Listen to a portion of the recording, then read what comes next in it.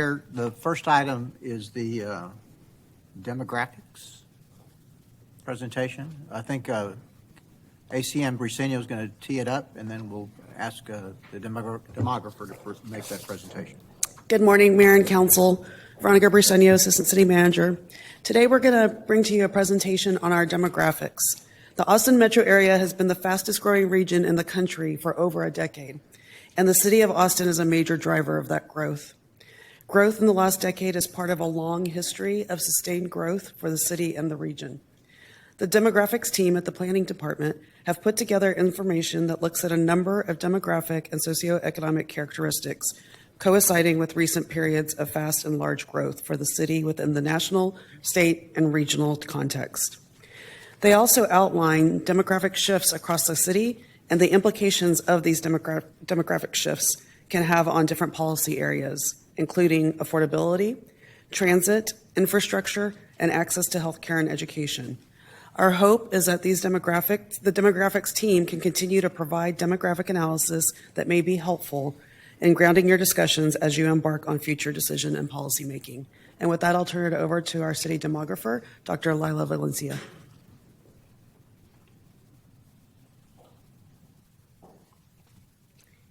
Good morning. Lila Valencia, City Demographer at the Planning Department.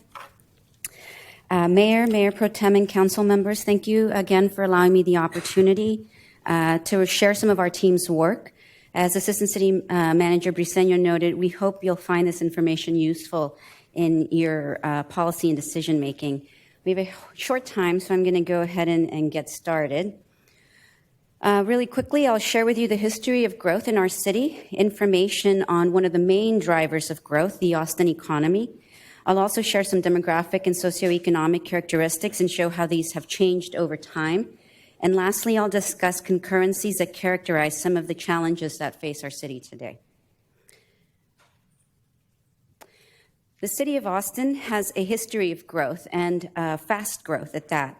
Some of the fastest growth took place in the early years, but in more recent history, the period of fastest growth took place between 1930 and 1940.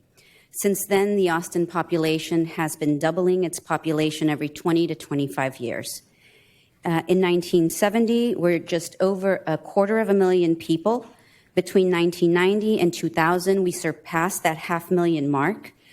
Incidentally, this period is also the period of growth where the city of Austin added the most people, adding over 190,000 during that decade. Then 20 years later, the 2020 census enumerated the city at 961,855 people, just shy of 1 million. The latest estimates from the Census Bureau show we are now at over 974,000, inching our way closer to that million mark.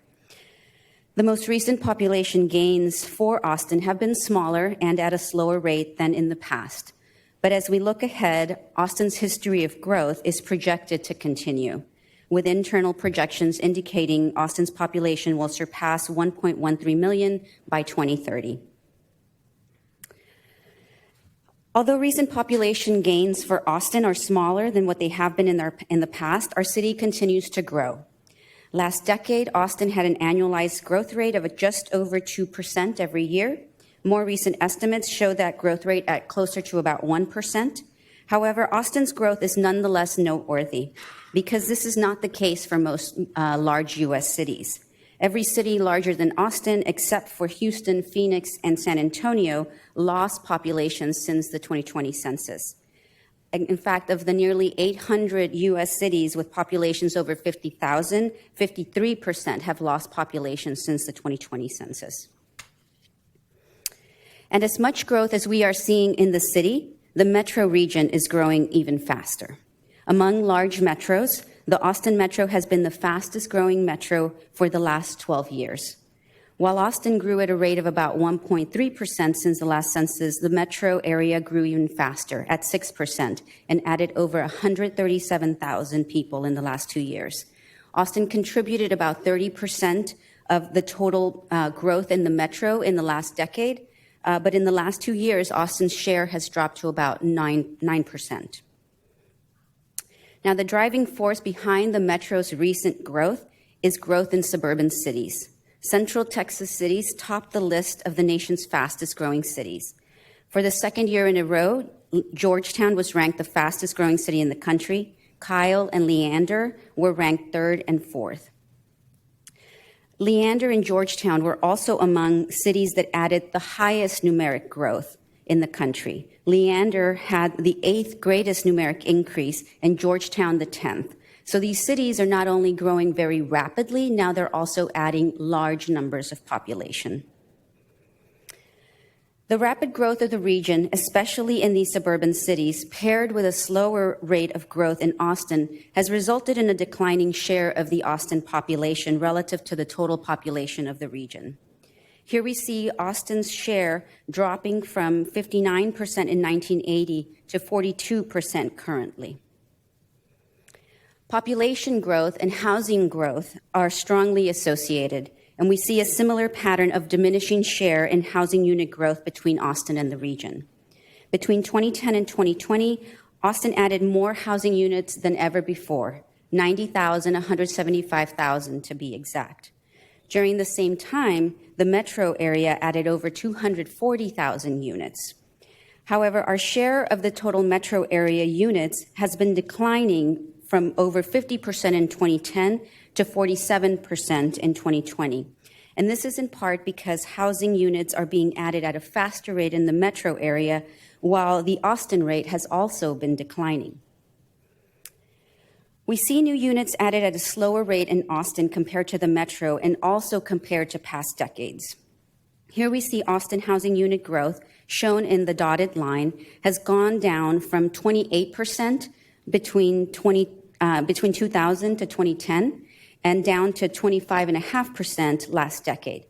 During this time, the metro added units at a rate of 34%. Oftentimes, when assessing housing unit production, we compare the rate of growth of new housing units to the rate of growth of the population. Here we see in the last decade, the population grew at a rate of 21%. When we compare these two rates, we may be led to believe that housing unit production is meeting population needs. Now, first, let's distinguish between housing units. This includes all units, vacant and occupied, and households. These are households or housing units that are occupied by actual residents. When we look at the rate of growth of households, we see that household formation grew at a rate of growth of 26.5%. In other words, household formation is outpacing growth in housing units. If we think of housing units as the supply and household formation as the demand, then we can see the mismatch in production to household formation. The contracting rate of new units has not only impacted Austin's housing share of the overall metro, but it is also not keeping pace with household formation. So you may be wondering, what is driving all of this growth to the city of Austin? And oftentimes, when demographers are trying to figure out what's driving growth, we look at what are called components of population change.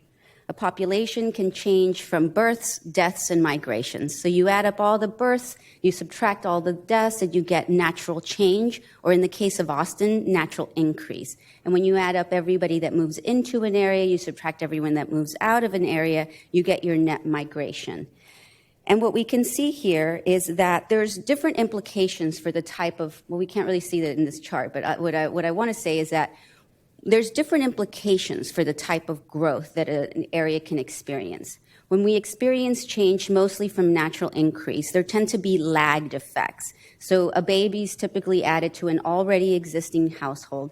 That child won't be relying and pressuring demand for services for a few years or so. However, when most of the growth is coming from migration, the impact tends to be much more immediate. Migration tends to occur during peak working ages, so about 25 to 35 years of age. When a new migrant arrives in an area, they are immediately looking for a new place to live.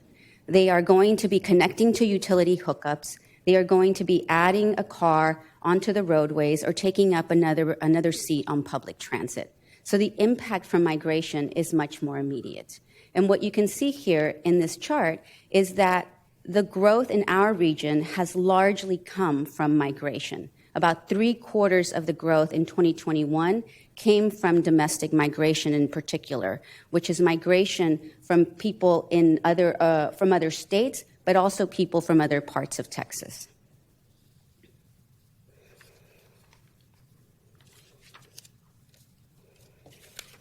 So now let's talk about why people move here, right? So what's driving everyone to move here? And migration tends to be highly economic, right? So when we are thinking of moving to an area, we're typically considering the economy in that area. And what's driving growth to Austin is migration because people are looking for jobs. And there are plenty of jobs there. The Austin metro area had the highest growth in jobs over the last 10 years, growing by nearly 50%. When new workers arrive, they join a young workforce. Migrants tend to be of peak working age, as I mentioned earlier, about 24 to 35, and this in part helps to keep our population relatively young. It is important to note here that the national workforce has been declining since 2000. So as there are fewer workers at the national level, this can start to impact the Austin labor force, as well as the associated migration into the area. And when recent migrants move here for jobs and join the workforce, they're joining a highly educated workforce, with 52% of adults with a BA and above, the fourth highest educational attainment level among large metros. Data also indicates that workers who move to an area are typically arrive with higher educational attainment levels, so they are increasingly making that workforce more educated. The Austin economy is also an evolving economy. Although technology and information sectors have been driving the Austin economy for well over 40 years, the roots of these sectors lie in partnerships sought out by the education sector in the late 1960s. The sector has evolved from its research-based origins in the late 1960s to the tech incubator hub that attracted many startups in the 90s. In the 80s, it was Dell, and to become home now to tech giants like Google, Facebook, and Apple. So the economy has diversified from education and government sectors, and then the tech sector has also continued to diversify. And when we look at our economy today, we see continued signs of economic diversification with the emerging health sectors at Dell Medical School and the future MD Anderson Cancer Center, as well as expansion of manufacturing at places like Samsung and Tesla. And the government and education sectors continue to play an important role in today's economy in Austin, as they help to shield the Austin economy from downturns, including the most recent volatility in the tech sector. And of course, once people are here, they want to stay for the natural beauty and the cultural and social connections. To this point, we've been discussing jobs at the metro level, but it's important to note that the city of Austin remains the epicenter of the region's economy. Of the nearly 1.2 million total jobs in the Austin metro area, 2/3 are in the city limits. Oftentimes, when we think of the population, we consider the population that lives here. However, with the large share of the region's jobs being in Austin, this raises our daytime population closer to over 1.16 million, with implications for transit and transportation planning, program and service delivery, as well as infrastructure and regional planning. Here we see that over 427,000 employees in the dark green are employed in Austin but live outside of Austin. And over 143,000 in the lightest green live in Austin but work outside of the city. So these are likely folks that are working in outside school districts in places like Samsung and Tesla and other employers in the region. And then lastly, we see over 295,000 in the mid-colored green that live and work in Austin. When we look at more recent data, we see growth in those employed in Austin but that live outside of the city. We are also seeing more who live in Austin and are employed outside of the city, again showing that pool of employers in the region but outside of the city, and then fewer who live and work in Austin. So what has this growth meant to the people living in Austin? In the next few slides, I'll focus on a few milestones and compare some demographic and socioeconomic characteristics during these times. So we'll start with 1990, depicted here in a 1989 photo of the city skyline from Zilker Park. During this time, both jobs and population are below that 500,000 mark. The population is majority white. Families make up about 55% of households, and incomes are around $25,000 or in $22 over $57,000 a year. We move forward to the year 2000, depicted here in a 2002 photo from a similar angle at Zilker Park. You'll recall this time period was when Austin added its greatest numeric increase of over 190,000 people. And we can see those jumps in the population and jobs numbers. We also see increased diversity, and we also see educational attainment rise to 40%. The median incomes grow to over $42,000 or $72,022, and the share of family households drops slightly. Now we jump to 2010, depicted from the same view from Zilker Park. In our characteristics, we see continued growth, but at a slower rate, both for jobs and population. Although educational attainment rises, wages stay relatively flat and even experience a loss in real dollars when adjusted for inflation, and the poverty level rises to 18.4%. This is the tail end of the Great Recession. We can see some of its impact still in these figures. Additionally, the share of family households continues to drop, but another notable occurrence takes place during this time. Although Austin is now a majority population of color, this also marks the time the share, but also the number of African Americans in Austin drops. And as we near today, we look at the same skyline from Zilker Park. I'm sorry you can't see this image, I'm not sure why, but we see continued growth in populations and jobs numbers exceeding 1 million, with educational attainment jumps from 44% to 60%, and incomes rise to over $88,000 in today's dollars. We see increases in the share of renters and decreases in the share of family households. Our poverty rates have dropped to 11%, and our city continues to diversify. However, this diversification obscures the decline of Latino and Black children between 2010 and 2020.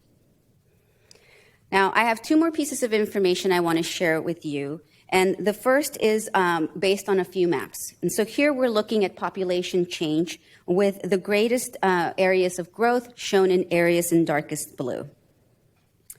The greatest population growth can be seen in areas bordering Travis County. When we zoom into the area of the city of Austin, shown in the inset on your right, we can see that there are areas where the city has encouraged denser growth that also experience great population growth.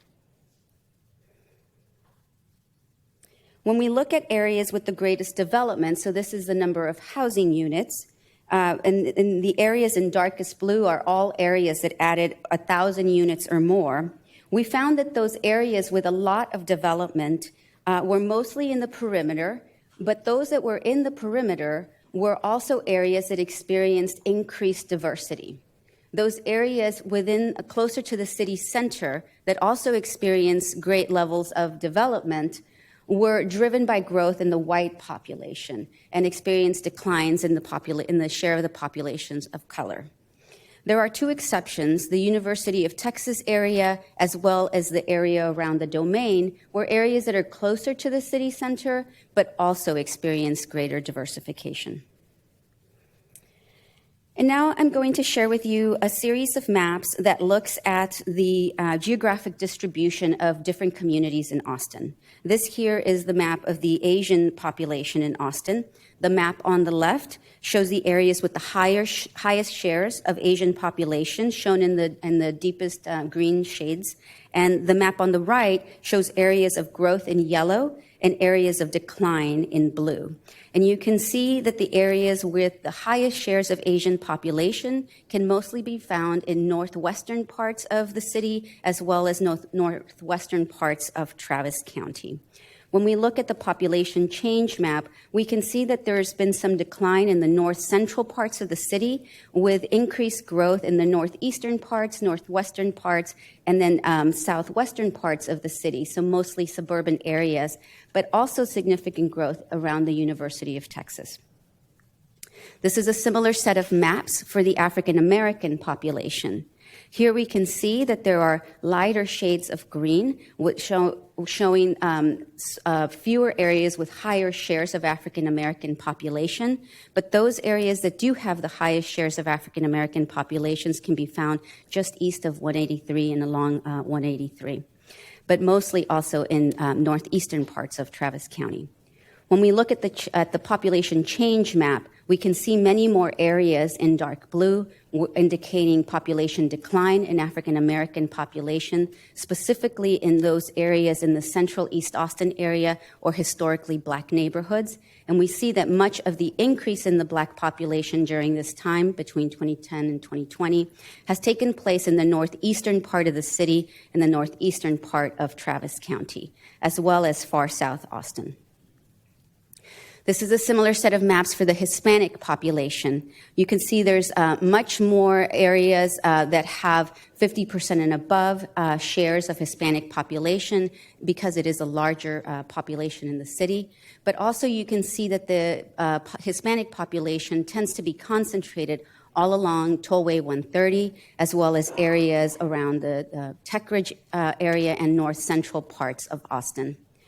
When we look at population change, we see those areas of population decline, again, in those central eastern or eastern parts of central Austin. And we can see almost a farther eastward movement of that eastern crescent, with much of the Hispanic growth taking place in eastern parts of Travis County, wrapping around from the north around to southeast. And then this is the set of maps for the non-Hispanic white population, with darker shades of green indicating 50% or more shares of white population, mostly located in western parts of the city. But if you note along I-35 to the east, there are now a number of areas where the white population makes up 50% or more. When we look at the population change map, we see that there's a bit of a redistribution of the white population in Austin, with some areas in northwest Austin and the university area in decline, whereas areas in the suburbs to the northeast, northwest, southeast and southwest growing, but also many areas in that central part of East Austin now having larger shares and numbers of white population. So now I'm going to share some information on the concurrencies that we see in Austin. As we've noted in a number of slides, Austin leads in a number of socioeconomic indicators. And here we show how Austin compares to other Texas metros in terms of educational attainment. And although Austin leads in the share of adults with a high school degree and above, and especially in the share of adults with a bachelor's degree and over, when we disaggregate this data by race and ethnicity, we continue to see much lower educational attainment rates for Blacks and Hispanics, indicating that Austin shares the same educational challenges that we see in many other communities. Now, education is highly correlated with incomes. And here we display income growth since 1990, and the growth of over 89% in just the last 10 years. The numbers in blue are adjusted for inflation. And as incomes have risen, not everyone in our communities are starting from the same place. Again, here we show how Austin leads in household incomes when compared to other Texas metros. But when we disaggregate this data by race and ethnicity, we continue to see that same racial disparity, with white incomes 1.4 times higher than Black household incomes and 1.3 times higher than Hispanic household incomes. And of course, household incomes are highly related to a person's ability to purchase a home. Here we show the trend line of growth in home prices in Austin from 1990 to 2022. I think we're all really familiar with the skyrocketing trend of recent years, so I'm not going to spend too much time describing sort of what's taking place here. But we also know that these increases in the home prices have also impacted increases in rental prices, with an increase of about 39% in the last 10 years in real dollars. And of course, here is the one last indicator that I'll share with you is one where Austin does not lead other Texas metros, and that's home ownership. Home ownership in Austin lags other Texas metros, and when we compare median home prices across the metros, we can see that price could be a significant barrier to entry for many, but especially for Hispanics and African Americans who also have lower incomes. Some gains in home ownership have been seen for all groups, with the exception of African Americans. Home ownership gaps have actually widened for Black Americans. Now, I'll briefly recap by acknowledging some of the gains that we have seen through population growth.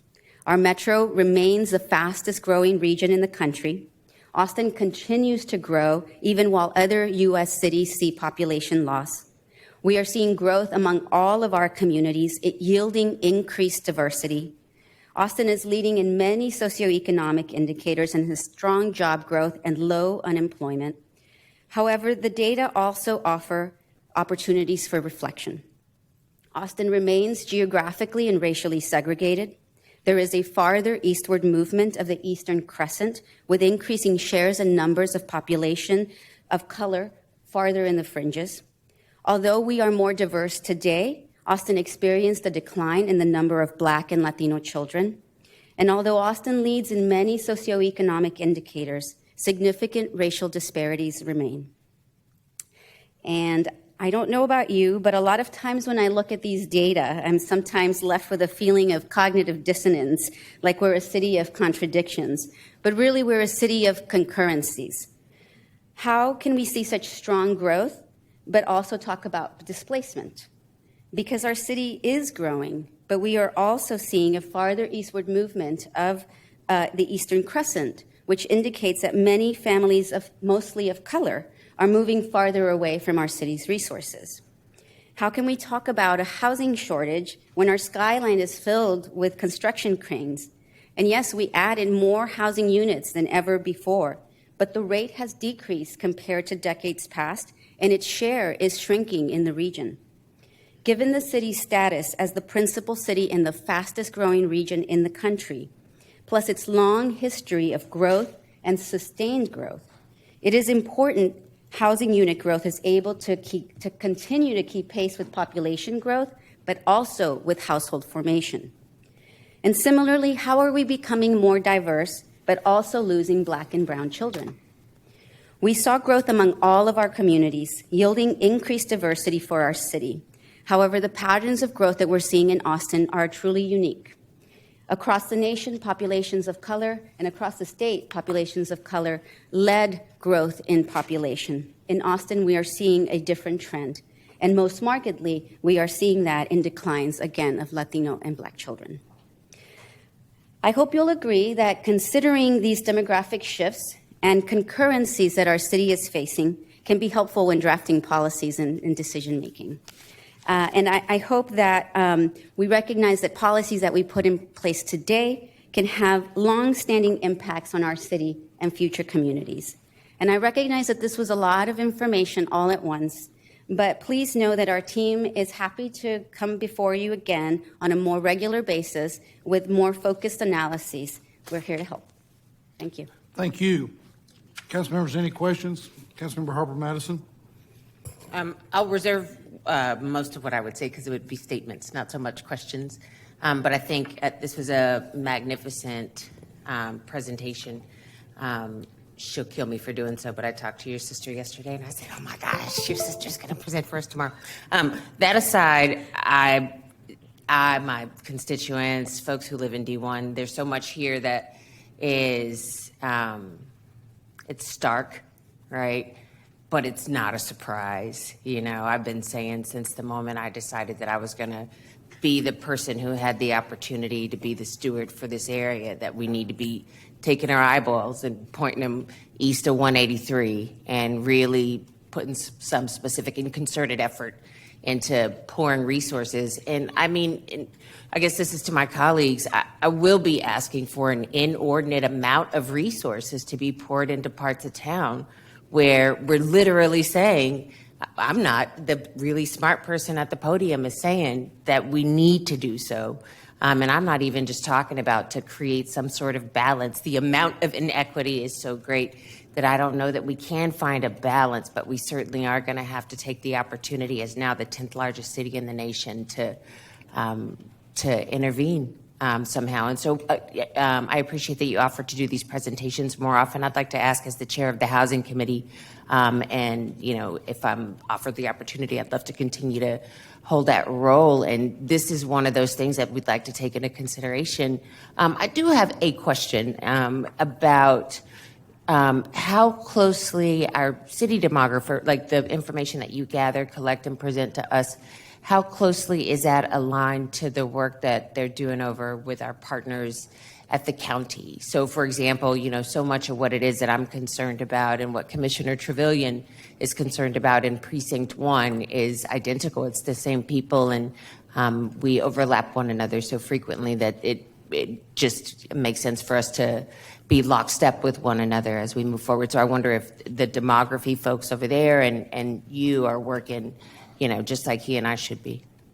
You know, we should probably work a little bit closer together. You know, there's a lot of room for improvement in that relationship. I know that, you know, when the census data were released, we talked about, you know, holding a joint meeting. We didn't really get to that point, but I know, you know, I meet with a number of different county folks, and even just today I was called from their auditor's office to respond to some population figures. And so we are in communication, but we're not, you know, working, you know, in lockstep. And so that's definitely something that we could work to do a little bit better.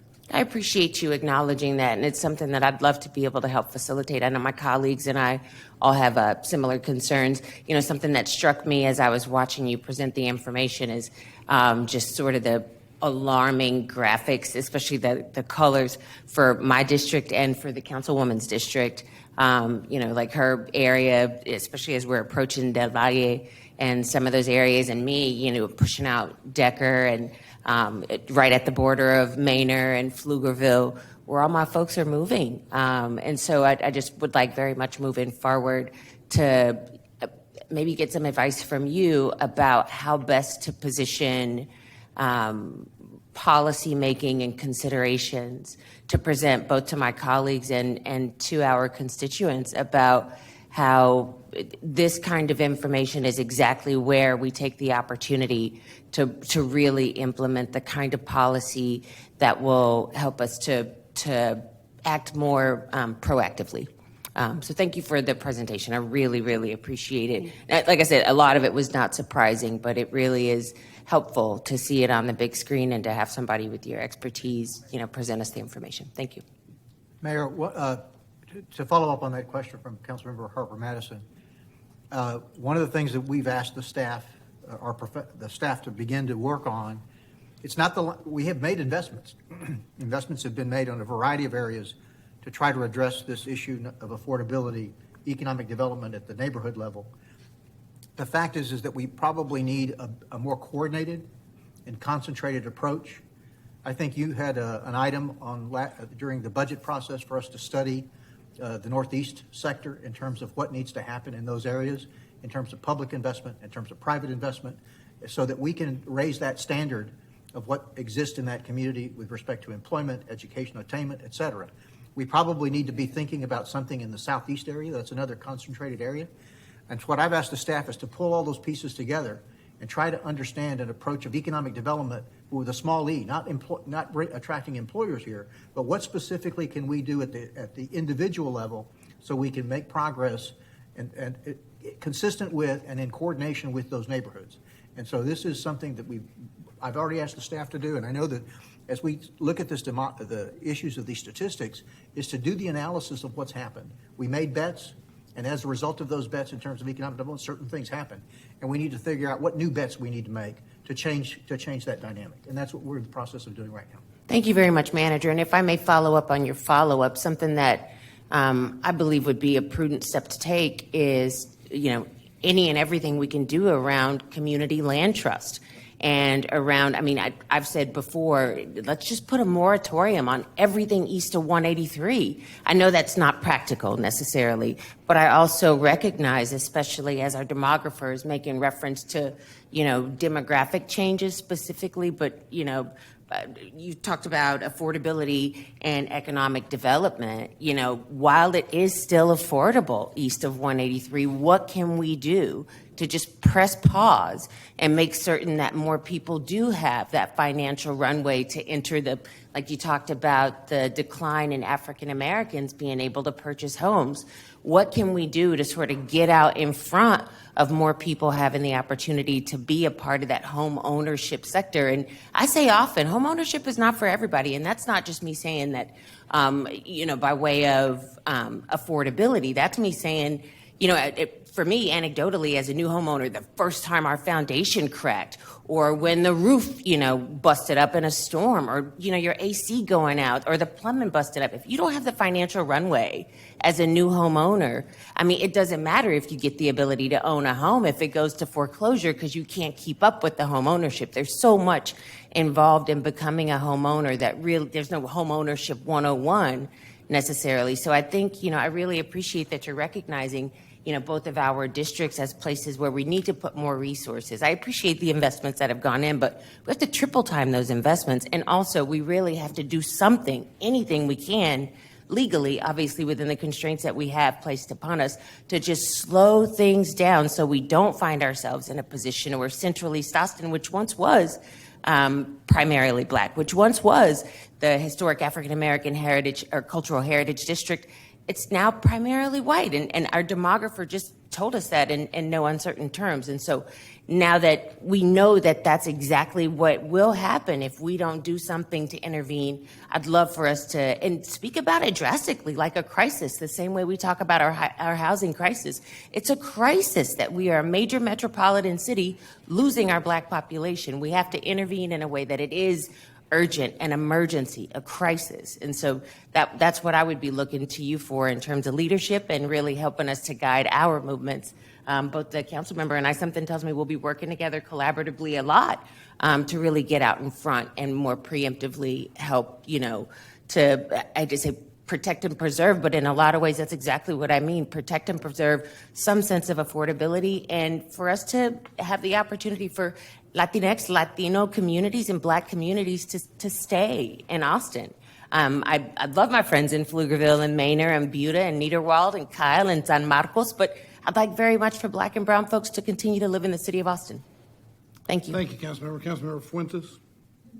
Thank you, and just want to echo the sentiments from my colleague here, Councilmember Harper Madison, and expressing my support for the city to be aggressively land banking right now at this point to ensure that we have affordable housing options for everyone in our community.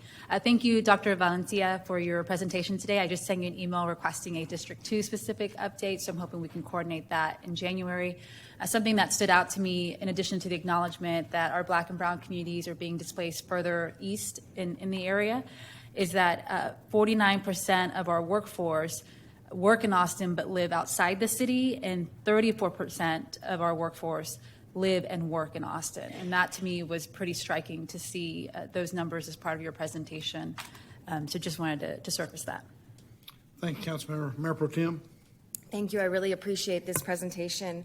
It made me start thinking about some topics like families and access to childcare, education, income by census tract, whether that's going up or down, and then generally jobs that people are filling. You know, I'm curious about employment versus unemployment, but also what kind of job sectors are being represented by these moves.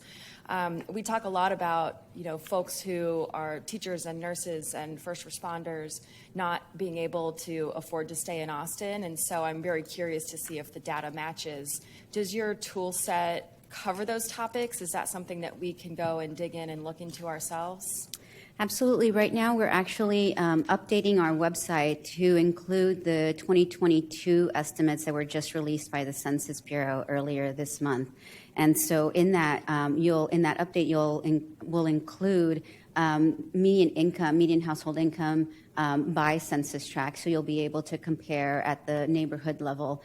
Then we also have a story map that we're going to be releasing. We've released a series, and we've released the first two focusing on age trends, another one focusing on housing units and households, and this next one will be focused on what kinds of households live in Austin. And so we'll delve into households with children, households with seniors, multi-generational households with same-sex couples. And so it'll have a lot of rich information. And we typically in those story maps, we include, you know, sort of city-level information relative to the metro, to other peer cities, and then we also dive into the neighborhoods, and so you should be able to get, you know, a little bit of everything in that. So we should be releasing that right before February, if not in early February as well. That's fantastic. I look forward to that information because I'm also curious about some of the conversations we're having around anti-displacement and or aging in place as we talk about our housing policies over, you know, the decades that this conversation has been going on. I'm very curious to see what is real meaningful change and making sure that, like in District 8, people can age in place in a smaller home and trying to make sure that's more available to people. And I'm sure every district has certain nuances that folks are looking for. Thank you. Thank you, Mayor Pro Tem. Any other questions or comments? Thank you very much. Appreciate that. That'll take us